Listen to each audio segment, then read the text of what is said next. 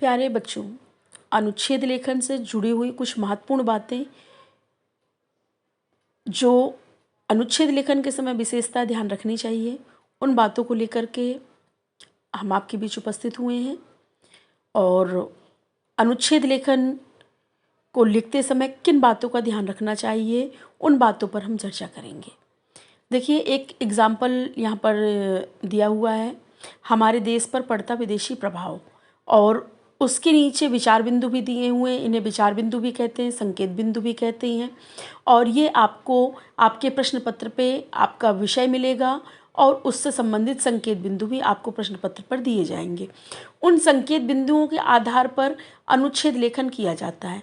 तो अनुच्छेद लेखन करते समय हमें किन बातों का ध्यान रखना चाहिए, आइए उन बातों को जानते हैं।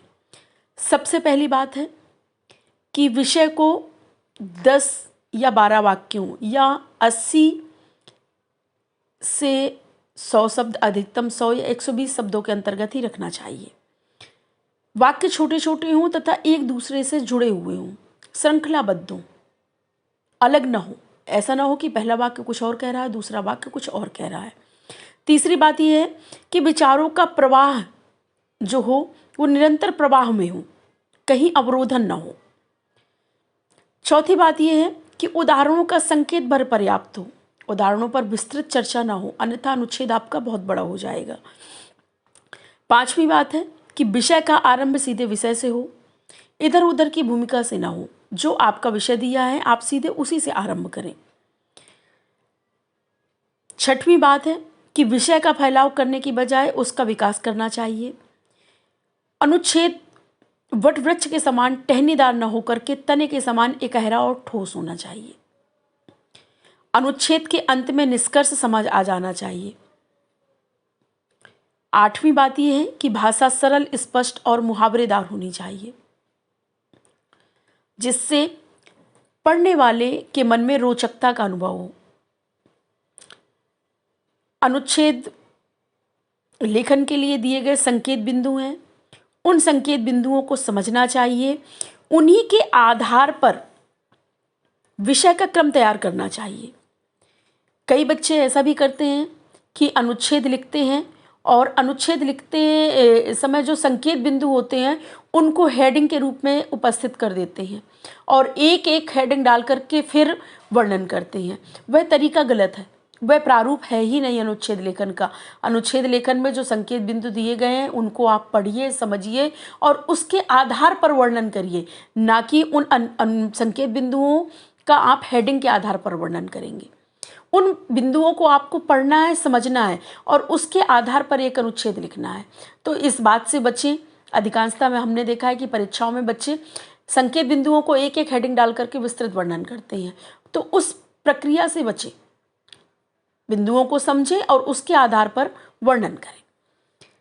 इसके अलावा कुछ और विशेष बातें हैं, जैसे कि अनुच्छेद सामान्यतः छोटा होता है, किंतु इसकी लघुता या विस्तार विषय वस्तु पर निर्भर करता है। जैसा आपका विषय होगा वैसे इसको आप छोटा बड़ा भी कर सकते हैं।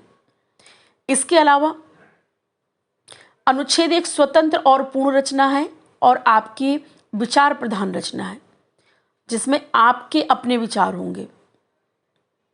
अगली बात यह है कि अनुच्छेद के वाक्य समूह में उद्देश्य की एकता रहती है। अप्रासंगिक बातों को हटा दिया जाता है। जब भी कोई अनुच्छेद लिखेंगे तो जो उसका विषय है उसी पर हो, विषय से हट करके बातें न हो। तो इन बातों का ध्यान रखें और अनुच्छेद लेखन करें। अनुच्छेद लेखन में यदि आपके पास आंकड़े हैं और उस विषय पर जानकारी है तभी आप आंकड़े प्रस्तुत करें, अन्यथा आंकड़ों से बचें। आप केवल उसमें अपने विचारों के आधार पर उसका वर्णन करें। अनुच्छेद लिखते समय रूपरेखा, संकेत बिंदु यदि आपके टॉपिक के आधार पर नहीं दिया गया है तभी बनाने चाहिए, अन्यथा आपको किसी भी प्रकार की रूपरेखा और संकेत बिंदु बनाने की आवश्यकता नहीं है।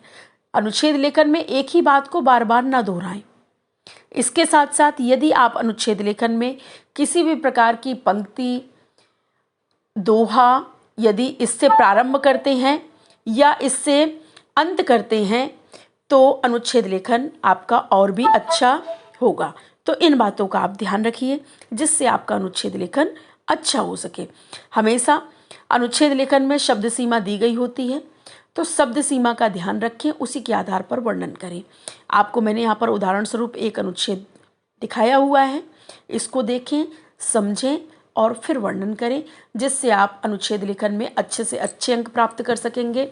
अनुच्छेद लिखते समय ब्लू कलर के स्केच का प्रयोग करें, क्योंकि इस बार बोर्ड ने लगातार 2 वर्षों से ब्लैक कलर के स्केच का प्रयोग करने के लिए मना किया हुआ है। तो ब्लू कलर के स्केच से अच्छी सी हेडिंग डालें जिसमें अनुच्छेद लेखन लिखें, उसके बाद विषय लिखें, फिर तीनों संकेत बिंदु लिखें और उसके बाद विधिवत वर्णन करें। यदि आपको अनुच्छेद लेखन में कुछ महत्वपूर्ण बातें नजर आती हैं तो उनको अंडरलाइन भी करें और हो सके तो कोई ना कोई कोटेशन अवश्य डालें, जिससे आपका अनुच्छेद जो होगा वो एक विशेष परीक्षक के मन में एक विशेष प्रभाव जमा पाएगा। जो भी आपकी कॉपी चेक कर एग्जामिनर, वह उस अनुच्छेद लेखन से आपको देख करके ही प्रसन्न होगा और इससे ही वह आपको अच्छे मार्क्स देगा। जैसे भोजन बनाते समय यदि भोजन बनता है, जब आपके सामने थाली में परोस कर आता है, यदि वो देखने में सुंदर होता है तो मन के भाव ही बदल जाते हैं। तो पहले जो भी लेखन करें, पहले वो देखने में सुंदर होना चाहिए। तो अनुच्छेद लेखन से संबंधित महत्वपूर्ण जानकारियाँ इस वीडियो के माध्यम से दी गई हैं।